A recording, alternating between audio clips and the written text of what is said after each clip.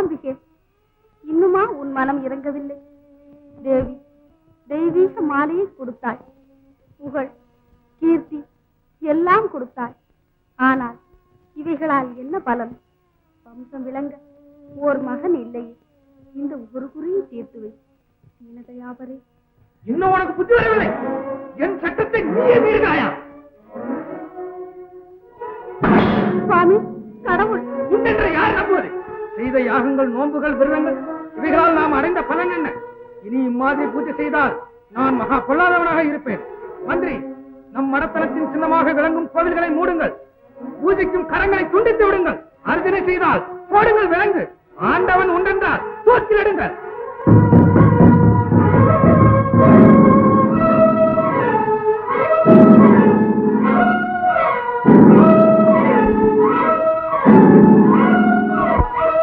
ஜெய் ஷியாமளா. தெரியாம அப்படி பாடுறீங்க? தெரிந்தே, எல்லோருக்கும் தெரிய வேண்டும் என்றே பாடினேன். இந்த ராஜ்யத்துல கடவுள் இருக்காருன்னு சொன்னாலே தப்பு. கடவுள் இல்லை என்றால் தவறு, மகா தவறு. எந்த ராஜ்யமானாலும் சரி, எந்த காலமானாலும் சரி, கடவுள் உண்டென்று சொன்னால் தண்டனை, இல்லை என்பவருக்கு அதைவிட கடும் தண்டனை காத்திருக்கும். இது எங்க மகாராஜாவின் கட்டளை. இது மகாராஜாதிராஜன் தேவாதி தேவனிட்ட சட்டம். ஓஹோ, அப்படியானால் இங்க மகாராஜா கிட்ட வாங்க. என்ன பாக்குற? வா, இழுத்துக்கிட்டு போ. ஜெய் ஷியாமளா.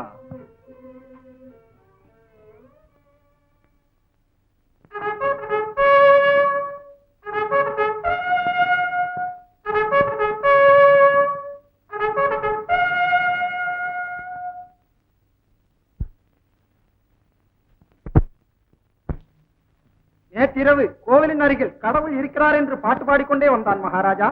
என்ன? உண்டடா மூடா ஆண்டவன் உண்டடா. அந்த வார்த்தை மட்டும் என் ராஜ்யத்தில் சொல்லக்கூடாது, தெரியுமா? நீ ஒரு ராஜா, இது உன் ராஜ்யம். என்ன கர்வம்! உன்னால் கொல்ல முடியும், ஆனால் உண்டாக்க முடியுமா? ஒரு எறும்பை சிருஷ்டிக்க முடியுமா? மழை பெய்வது யாரால்? சூரிய சந்திரர்களை படைத்தது யார்? ஆண்டவன் பிரம்மாண்ட சிருஷ்டியில் உலகமே ஒரு எறும்பு புற்றுக்கு சமானம். தெரிந்து கொள் மூடா. மமதையால் கண்மூடியாகி கடவுளை கேவலமாக பேசாதே. கடவுள் இல்லை என்றால் உனக்கு கதிமோட்சமே இல்லை.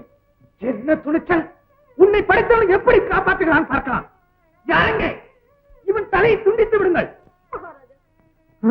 அது மட்டும் உன்னால் ஆகாது. பரமேஸ்வரன் ஆக்ஞை. யாரா அந்த பரமேஸ்வரன்?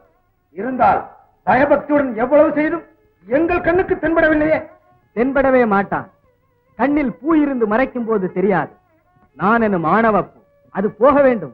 அதுவரை நீ செய்யும் காரியம் பலிதம் பெறாது. மகானுபாவா, எங்கள் மகாராஜா இத்தனை வருஷங்களாக தம்பதி சமேதராய் பல தான தர்மங்கள், யாத்திரை, யாகங்கள் செய்தும் புத்திர சந்தானம் உண்டாகாததால் ஏற்பட்ட வெறுப்பே இதற்கு காரணம். எப்படி உண்டாகும்? செய்ததெல்லாம் அகம்பாவத்துடன் செய்தான். தான் ராஜா என்பதை மறந்து தாழ்ந்த மனப்பான்மையுடன் தீனத்துவம் ஏற்கவில்லையே. இன்னும் என்ன செய்ய வேண்டும் என்கிறீர்கள் மகரிஷி? என்ன சொல்வார்? இன்னும் ஒரு யாகம் செய்ய என்பார். பார்த்தாய் அரசே, எவ்வளவு மட்டமான நோக்கம் உனக்கென்று. செய்ய சொல்வது யாகம் இல்லை, தியாகம். அதிகார கர்வ தியாகமே நான் கூறுவது. நட, ஏழைக்கும் ஏழையாய் தாழ்ந்த மனதுடன் நீயே கதி என்று சியாமளா தேவியின் நாமஸ்மரணமே அன்ன ஆகார நிதிரையாய் கொண்டு சபரிமலைக்கு தம்பதி சமேதராய் நட. அங்குள்ள மலரால் அம்பிகையை பூஜை செய். மகாதேவி பிரசாதத்தில் ஒரு பழத்தை உன் பாரியை உட்கொண்டால் போதும், அதுவே போதும். மகாராஜா, இன்னும் உனக்கு அந்த பிரமை போகவில்லையா? இப்படி எத்தனை பேர்கள் சொன்னார்கள். ஆனா இவ்வளவு திடமாக யாருமே கூறவில்லையே. இந்த ஒரு முயற்சியும் செய்து பார்ப்பதில் என்ன நஷ்டம் மகாராஜா? என்ன நஷ்டமா? மான நஷ்டம். ஊர் முழுவதும் அர்ச்சனை பூஜை கூடாது என்று கட்டளையிட்டு நாமே போய் அர்ச்சனை செய்வதா? உண்மையை தெரிந்து கொள்ளத்தானே மகாராஜா. ஒருவேளை பறித்து விட்டால்? உண்மை பழித்து விட்டால் செய்ய வேண்டியது எவ்வளவோ இருக்கிறது. உண்மை இல்லாது பொய்யாகிவிட்டால்? மகாராஜா, அந்த வார்த்தை மட்டும் சொல்ல வேண்டாம் பிரபு. பிரபு, இது தவறாமல் பலிக்கும் என்றே தோன்றுகிறது. நம்பிக்கையும் ஏற்பட்டிருக்கிறது. இந்த தடவை மட்டும் கருணை புரிந்து சம்மதியுங்கள் பிரபு. பிரபு. மகாராஜா, கடைசி முயற்சியாக இதையும் செய்து விடுங்கள். சரி, உங்கள் இஷ்டப்படி ஆகட்டும். ஆனால் இதன் பலாபலன் தெரியும் வரை இந்த சன்னியாசி சிறையில் அடைத்து வையுங்கள். இவர் வார்த்தை பொய்யாக முடிந்தால் இந்த சன்னியாசி தூக்கிலிட்டே தீருவேன். அழைத்து செல்லுங்கள். ஜெய் ஷியாமளா.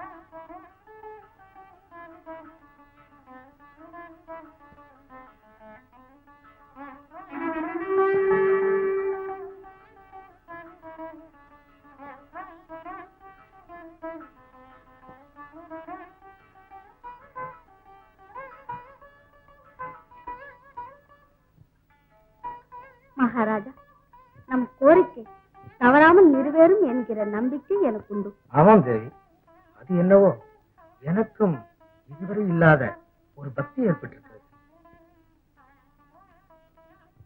சுவாமி, இம்மாதிரி நல்ல சந்தர்ப்பம் மறுபடியும் கிடைக்குமோ கிடைக்காதோ, அந்த மகாத்மா உபதேசித்தபடி ஒரு பழமில்லாமல் 2 பழங்களை கொண்டு சாமளாம்பிகையை ஆராதித்தால் நல்லதென்றே படுகிறது.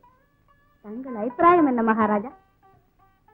தேவி, ஒன்றிற்கு 2 குழந்தைகள் பிறந்தால் நல்லதென்கிற ஆசை எனக்கும் தான். வேண்டாம் என்று சொல்ல வாய் வரவில்லை. உன் இஷ்டம் போல் செய்.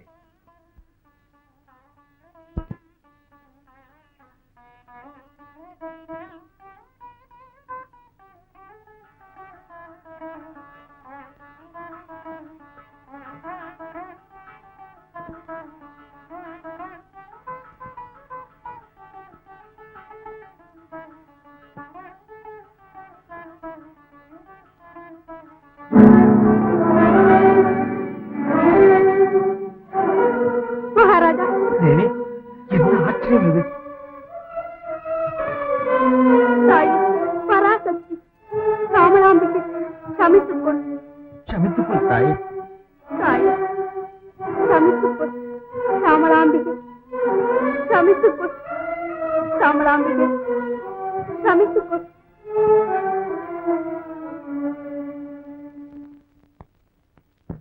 அம்மாடி.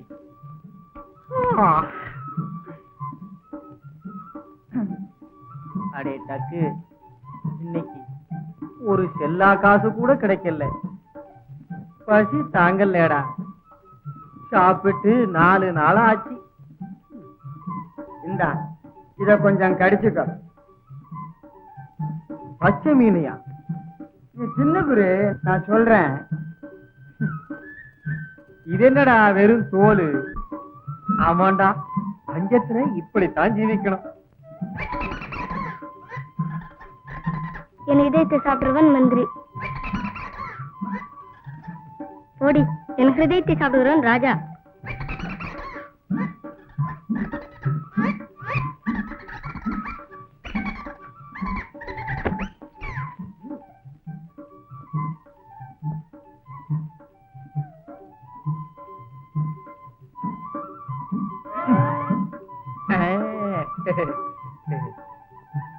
குரு, இது அடிச்சது இந்த டக்கு இல்லடா, மக்கு. நானே அடிச்சேன். வேணும்னா பச்சைய கேளு. அட, அடிப்பட்ட பட்சி எப்படிடா சொல்லும்? ஆனா டக்கு, இது ராஜா பட்சியா இல்ல மந்திரி பட்சியா? சாப்பிட்டு பார்த்தா தெரியுது. அப்போ குருநாதர் தின்னுவார். குரு, உனக்கு புத்தி இருக்கு, எப்படியாவது பழச்சிப்பேன். எனக்கு இத தின்னு ராஜாவா போறேன். ராஜாவுக்கு தான் புத்தி வேண்டாமே. அது சரி டக்கு, இது ராஜா பட்சி இல்லாம மந்திரி பட்சியா இருந்தா என்ன? மந்திரியா போறேன். மந்திரிக்கு மூளை இருக்கணுமே. மந்திரிக்கு மூளை வேணுமா? ஆமா, அப்ப நீயே தின்னு. ஆனா ஒண்ணு, நீ ராஜாவா போனாலும் சரி மந்திரியா போனாலும் சரி என்ன உன் தம்பின்னு சொல்லணும். எதுலயும் எனக்கு பங்குண்டு. எல்லாத்துலயும் பங்குன்னா அது அசிங்கம்டா. பொம்பளைய தவிர பாக்கியில என்ன? சரி, பச்சையாவே சாப்பிடுறியா? சுட்டா என்ன ஆகுமோ?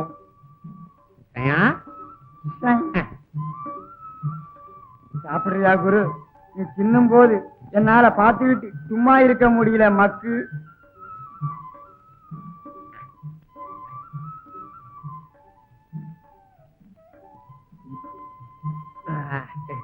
கடிச்சு முடிஞ்சிட்டியா? இன்னும் கூடவா இருக்கும்? எப்படி இருக்கு குரு? ராஜா பட்சி மாதிரியா இல்ல மந்திரி பட்சியா? அதுவும் அந்த பட்சி போல.